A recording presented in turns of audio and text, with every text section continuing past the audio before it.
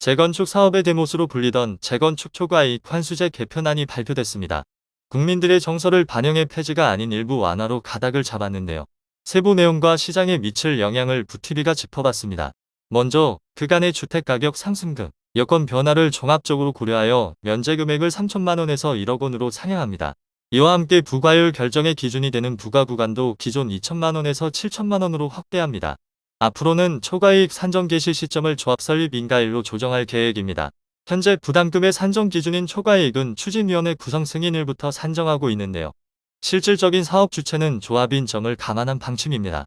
투기 과열 지구에서는 조합 설립 인가 이후 조합원 지위 양도가 금지되기 때문에 보통 조합 설립 직전까지 집값 상승폭이 큰데 기준 시점을 늦추고 부과율을 조정하면서 부담금이 크게 낮아질 것으로 보입니다.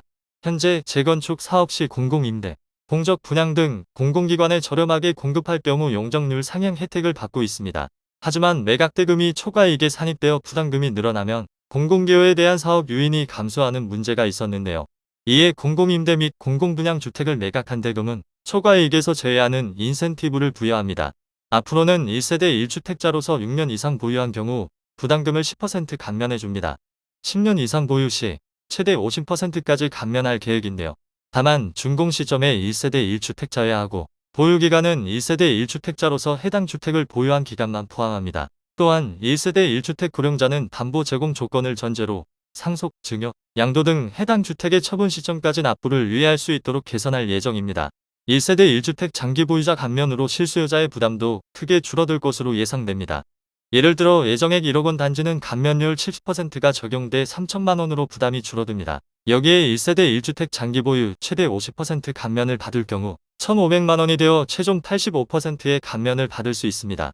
근본 개선안으로 부과 금액이 줄면 재건축 사업의 걸림돌이 제거되면서 사업이 지지부진했던 서울 주요 단지에서 추진 동력을 얻게 됩니다. 특히 매매 가격이 상대적으로 낮은 서울 강북권과 경기 외곽 지역 재건축 단지는 부담금이 면제되고 강남권 재건축 아파트도 부담금이 크게 줄어드는 효과를 기대할 수 있을 것으로 보입니다.